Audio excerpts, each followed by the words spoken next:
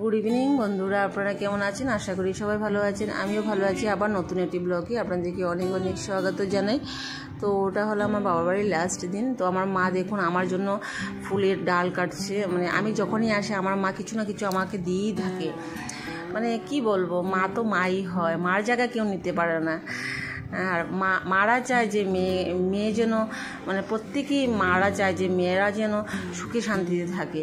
দেখুন আমরা তো নিরামিষ খাই, তো আমার জন্য যে বেগুনের চারা আর লেবুর চারা দিয়েছে, অ্যালোভেরার চারা দিয়েছে লাগানোর জন্য, আমার বাড়িতে লাগানোর জন্য।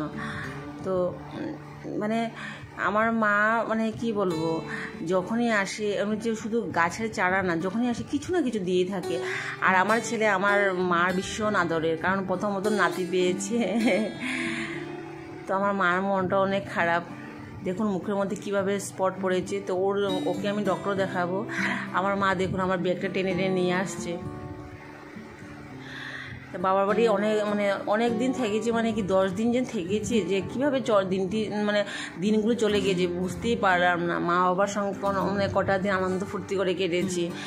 তো আবার তো আমার ডিউটি শুরু হয়ে যাবে, সংসারে কাজ বাজ, স্কুলে পাঠানো, ছেলেকে স্কুল থেকে নিয়ে আসা, পড়াশোনা করা, এসে আবার ডিউটি আমার শুরু হয়ে যাবে। অনেক মনটা খারাপ অ্যাকচুয়ালি না। আমার আমার ভাই নেই, আর ভাই না থাকলে যে কত ধরনের প্রবলেম হয়। মানুষে বলে যে আজকের দিনে ছেলে মেয়ে সব সমান, কিন্তু কোনো কোনো ক্ষেত্রে ছেলেও দরকার পড়ে। আর আমার মাও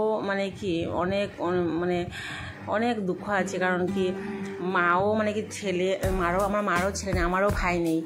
তো ছেলে অনেক দরকার আজকের দিনে। কোনো কাজ আছে যে মেয়েরা করতে না পারলেও ছেলেরা করতে পারে। তো ওটাই কথা। তো আমার ছেলেকে না আমার মা ভীষণ ভালোবাসে। আর আমার ছেলে অল্প চঞ্চল টাইপের, কারণ ও মা যখনই আমার ছেলেকে আমি আসলে ওখানে মা সবসময় খেয়াল করে রাখে, কারণ আমাদের এখন তো গ্রামের এরিয়া। তো আমার মনটা না ভীষণ খারাপ। আমার মা সবসময় স্মরণ করে দেয়, যে ফোনের মধ্যে স্মরণ করে দিয়ে যে আমার ছেলেকে চোখে চোখে রাখতে, যে যেখানেই থাকি আমি যেই কাজেই ব্যস্ত থাকি। তো আমার ছেলের না স্কিন ডিজিজ হয়েছে, ওর মুখের মধ্যে জল ঠোসার মতন হয়েছে। তো আমি যে হসপিটালে এসেছে ওটার নাম বিএনবি মেডিকেয়ার। এটা রিসেন্টলি খুলেছে, 5-6 মাস হয়েছে। তা বিএনবি 3জন ডক্টর মিলে খুলেছে, শর্ট ফর্মে লেগেছে। তো হসপিটালটা না খুবই সুন্দর বানিয়েছে। আমাদের এখানে নিউ মার্কেট আছে, তো নিউ মার্কেটে এই হসপিটালটা খুলেছে। আগে ওনারা জায়গায় জায়গায় চেম্বারে বসতেন 3জন ডক্টর।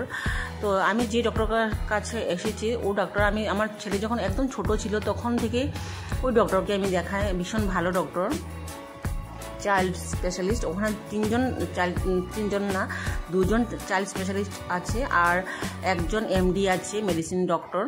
তো আমার হাজবেন্ড বলেছে যে ওকে ডক্টর না দেখালে হবে না, কারণ কি ওর ফেসের ব্যাপার। তো অনেক জলটোসা হয়েছে। সকালে একটা জলটোসা দেখলে বিকেল দিকে আরেকটা দেখা যায়, যে ঘন্টার পর ঘন্টা মুখের মধ্যে ভরে যাচ্ছে। এত জলটোসা হয়েছে না, জায়গায় জায়গায় ঘা হয়ে গিয়েছে। তো ওদের খুব আনন্দ হচ্ছে, কারণ কি ওদের জন্য কি সুন্দর ডক্টররা প্লেগ্রাউন্ড বানিয়ে রেখেছে, বাচ্চারা যেন বোরিং না হয়, কিছু টাইম স্পেন্ড করতে পারে। খুব সুন্দর করে হসপিটালটা বানিয়েছে। দেখুন মুখের মধ্যে কীভাবে স্পট, কীভাবে ঘাও হয়েছে। তো স্কুল খুলেছে 1 সপ্তাহ হয়ে গেছে, কারণ কি ওকে আসিও নেই বাবার বাড়ি থেকে, কারণ কি স্কুলে পাঠালে ম্যাডামরা বলবে যে ওকে না আসার জন্য। তো অন্যান্য গার্জেনগুলিও কমপ্লেন করবে। তার কারণে একবারে মুখের প্রবলেমটা বা মুখের ঘাওটা কমার পর আমি পাঠাবো স্কুলে। তো অনেক ওগুলা তো ব্যথা বিষও আছে, তার কারণে কি একদম কমার পর আমি স্কুলে পাঠাবো। অ্যাকচুয়ালি আমাদের ওখানে গরম, তো ডক্টর বলছেন যে ওগুলো গরম থেকেই হয়েছে। তো মুখের ব্যাপার তো ফিউচারে পরের দিকে যদি ডার্ক স্পট পড়ে যায়, তো আমরা ওকে ডক্টর দেখিয়ে মেডিসিন নিয়ে, সন্দেহ হয়ে গিয়েছে, বাড়ি চলে যাব। তো ক্ষুধাও পেয়েছে, তো আমরা চাটা খেয়ে আমরা বাড়ি চলে যাব। ঘরে যেতে যেতে প্রায় 9টা 9:30 আমরা বেজে গেছি। আমার ভিডিও যদি ভালো লাগে প্লিজ কমেন্ট করে জানাবেন।